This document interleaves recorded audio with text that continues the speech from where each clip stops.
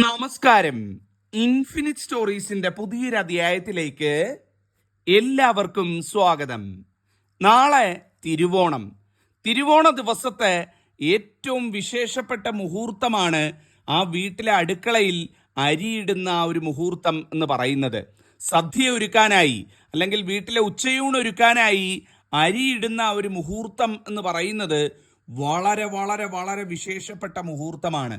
അമ്മ മഹാമായ മഹാലക്ഷ്മി ദേവിയും സാക്ഷാൽ അന്നപൂർണേശ്വരി ദേവിയും ഒന്നിച്ചെത്തി ആ അരിയിടുന്ന വ്യക്തിയെ, ആ ഗൃഹനാഥയെ അല്ലെങ്കിൽ ആ വീട്ടമ്മയെ, ആരാണോ ആ അരിയിടുന്നത് ആ വ്യക്തിയെ ഇരു കൈകളും നീട്ടി അനുഗ്രഹിക്കുന്നു എന്നുള്ളതാണ് സങ്കല്പം. ഏറ്റവും ഐശ്വര്യമുള്ള കാര്യമാണ്. അപ്പം ഞാനിന്ന് പറയാൻ പോകുന്നത് നാളത്തെ ദിവസം, അതായത് തിരുവോണ ദിവസം വീട്ടിൽ അരിയിടുന്ന എല്ലാ ഗൃഹനാഥമാരും, എല്ലാ അമ്മമാരും, എല്ലാ വീട്ടമ്മമാരും നിർബന്ധമായിട്ടും ചെയ്തിരിക്കേണ്ട ഒരു കാര്യമാണ്.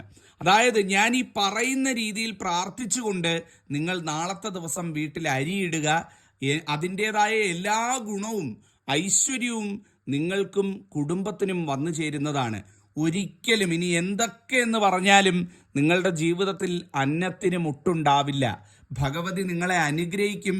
ഇരു കൈയും നീട്ടി അനുഗ്രഹിച്ച് എല്ലാ സൗഭാഗ്യങ്ങളും ദേവിയുടെ കയ്യിലിരിക്കുന്ന നിധി കുംഭമടക്കം നിങ്ങൾക്ക് നൽകിയിട്ട് മടങ്ങും എന്നുള്ളതാണ് പറയാൻ സാധിക്കുന്നത്. അത്രയും സത്യമുള്ള കാര്യമാണ് ഞാൻ ഇന്നിവിടെ പറയുന്നത്.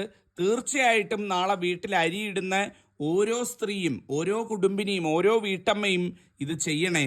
നല്ലതേ വരുള്ളൂ, നന്നായി വരും എന്നുള്ളതാണ്. അപ്പം ആദ്യമായിട്ട് മനസ്സിലാക്കാം, നാളത്തെ ദിവസം അരി ഇടുന്ന ആ ഒരു സമയത്ത്, രാവിലെ വെച്ചുകൊള്ളട്ടെ, ഉച്ചയ്ക്കായിക്കൊള്ളട്ടെ, എപ്പോഴാണോ നിങ്ങൾ വീട്ടിൽ അരി ഇടുന്നത് അതിന് കൃത്യ സമയമെന്നോ മുഹൂർത്തമെന്നോ ഒന്നും നിർബന്ധമില്ല. പക്ഷേ നാളത്തെ ദിവസം വീട്ടിൽ അരി ഇടുന്ന സമയത്ത് ആ അരിക്കലത്തിന്, അരിയൊക്കെ ഇടാനായിട്ട് വെള്ളമൊക്കെ പിടിച്ചു വെക്കുന്നതിന് മുമ്പായിട്ട് ആ അരിക്കലത്തിൻ്റെ 4 വശങ്ങളിലും ഒരല്പം മഞ്ഞൾ ചാലിച്ച് ഒരു പൊട്ട് തൊടുന്നത് ഏറ്റവും കെങ്കേമമായിരിക്കും.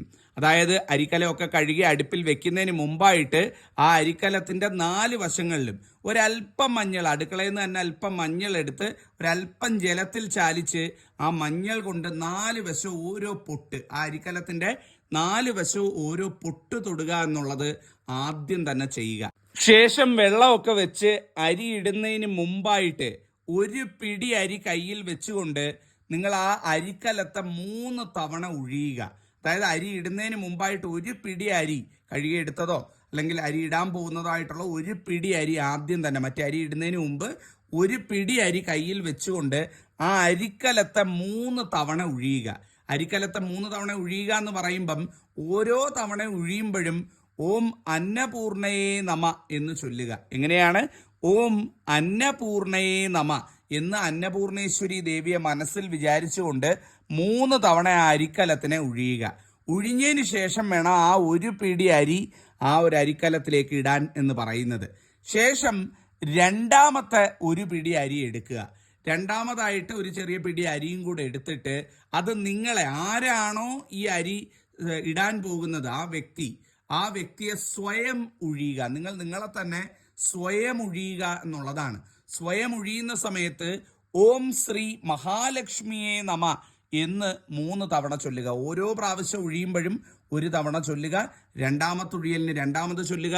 മൂന്നാമത്തെ ഒഴിയലിന് മൂന്നാമത് ചൊല്ലുക. അതായത് ഓം ശ്രീ മഹാലക്ഷ്മിയെ നമ എന്ന് നിങ്ങളെ സ്വയം ഒഴിഞ്ഞുകൊണ്ട് 3 പ്രാവശ്യം ഒഴിഞ്ഞുകൊണ്ട് ആ ഒഴിഞ്ഞ അരി രണ്ടാമതായിട്ട് ഇടുക.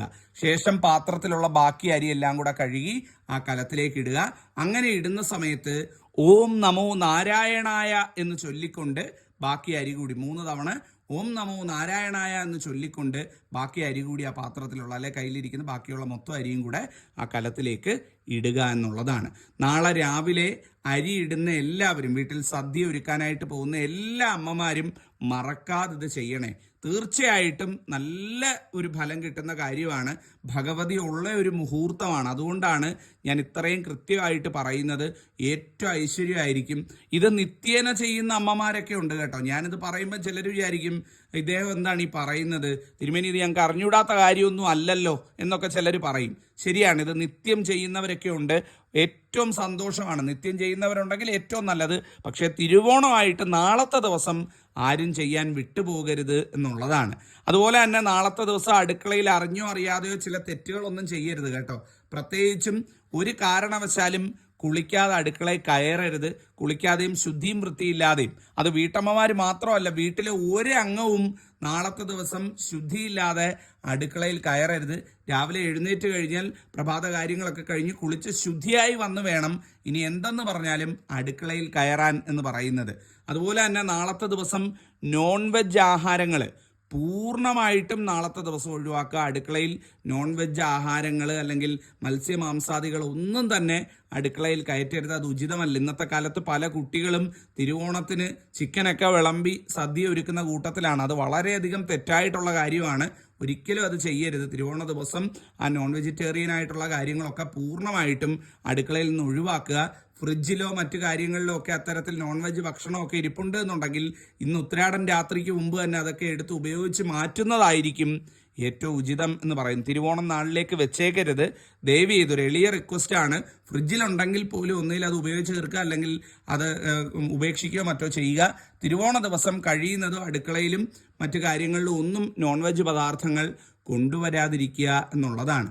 അതുപോലെ തന്നെ ഇന്ന് രാത്രി ഉത്രാടൻ രാത്രിയിലും തിരുവോണം രാത്രിയിലും നിർബന്ധമായിട്ടും അടുക്കള വാതിൽ അടയ്ക്കുന്നതിന് മുമ്പ് ഞാൻ ഈ പറയുന്ന ഒരു കാര്യം എല്ലാവരും ചെയ്യണേ. ഇത് നിർബന്ധമായിട്ട് ചെയ്യണം. വേറെ ഒന്നും കൊണ്ടല്ല പറയുന്നത്. നമ്മളുടെ വീട്ടിലോ നമ്മളുടെ ജീവിതത്തിലോ ഏതെങ്കിലും രീതിയിൽ മൂദേവി ഉണ്ട് എന്നുണ്ടെങ്കിൽ ആ മൂദേവി ഒഴിഞ്ഞു പോകാനും ശ്രീദേവി അഥവാ മഹാലക്ഷ്മി വന്ന് നിറയാനും ഏറ്റവും ഉചിതമായിട്ടുള്ള കാര്യമാണ്. രാത്രി അടുക്കള വാതിലൊക്കെ അടയ്ക്കുന്നതിന് മുമ്പായിട്ട് ഈ ഉത്രാടൻ രാത്രിയിലും ശരി തിരുവോണം രാത്രിയിലും 2 ദിവസവും മറക്കാതെ ചെയ്യുക. ഒരു ചെറിയ താലമോ അല്ലെങ്കിൽ ഒരു പാത്രമോ എടുത്ത് അതിലേക്ക് കുറച്ച് കർപ്പൂരം, 1-2 കഷ്ണം കർപ്പൂരവും ഒരു ഗ്രാമ്പു ഉണ്ടല്ലോ, നമ്മുടെ എല്ലാവരുടെയും വീട്ടിൽ കാണും. അപ്പോൾ ഒരു കഷ്ണം ഗ്രാമ്പുവും വെക്കുക. ഒരു കഷ്ണം ഗ്രാമ്പുവും ആ കർപ്പൂരവും വെച്ച് ആ കർപ്പൂരാഗ്നി അടുക്കളയെ ഒരു 3 പ്രാവശ്യം ഒന്ന് ഒഴിഞ്ഞ് ഒന്ന് പ്രാർത്ഥിക്കുക. മഹാലക്ഷ്മി ദേവിയെ ഒന്ന് മനസ്സിൽ പ്രാർത്ഥിച്ചുകൊണ്ട് ആ പൂർണ്ണമായിട്ടും ആ ഒഴിയുന്ന തിരി കെട്ടടങ്ങി ആ തീ അണഞ്ഞതിന് ശേഷം അടുക്കളവാതിൽ അടച്ച് പോയി കിടക്കുക എന്നുള്ളതാണ്. അടുക്കളവാതിൽ എന്ന് പറയുമ്പോൾ അടുക്കളയിൽ നിന്ന് വീടിനുള്ളിലേക്ക് പ്രവേശിക്കുന്നതാകാം, അതല്ല അടുക്കളയിൽ നിന്ന് പുറത്തേക്കുള്ളായാലും മതി, ഏത് വാതിലായാലും മതി. ചിലർ ചോദിക്കാറുണ്ട് ഏത് വാതിലാണ് ചെയ്യേണ്ടത്. ഈ 2 വാതിൽ ഏതായാലും മതി. അടുക്കള അടച്ച് രാത്രിയിലൊന്നും റിസ്ക് എടുത്ത് കതവ് തുറന്ന് ഇരുട്ടത്തൊന്നും നിൽക്കണമെന്നല്ല പറയുന്നത്. അകത്തുള്ള അടുക്കള വാതിലായാലും ശരി, അകത്തേക്ക് കയറുന്ന വാതിലായാലും ശരി, ആ എൻട്രൻസിൻ്റെ അവിടെ നിന്നുകൊണ്ട് ഇത്തരത്തിൽ 3 തവണ അടുക്കളയെ ഒന്ന് ഒഴിഞ്ഞ് എല്ലാ നെഗറ്റീവ് ഊർജത്തെയും ഇല്ലാതാക്കി ഏറ്റവും ഐശ്വര്യമായിട്ട് പോയി കിടക്കുക എന്നുള്ളതാണ്. അത് ഉത്രാടൻ നാളിലും ചെയ്യുക, ഇന്ന് രാത്രിയിലും ചെയ്യുക. അതുപോലെ തന്നെ തിരുവോണം ദിവസം രാത്രിയിൽ എല്ലാം കഴിഞ്ഞ് ഓണാഘോഷമൊക്കെ കഴിഞ്ഞ് രാത്രി അടുക്കളയൊക്കെ അടച്ച് കിടക്കുന്നതിന് മുമ്പായിട്ടും ചെയ്യുക എന്നുള്ളതാണ്. അപ്പം നാളത്തെ ദിവസം അരിയിടുന്നതിന് മുമ്പും ശേഷവും ഞാൻ ഈ പറഞ്ഞ കാര്യങ്ങൾ ചെയ്യുക. എല്ലാം കൊണ്ടും നല്ലതേ വരുള്ളൂ.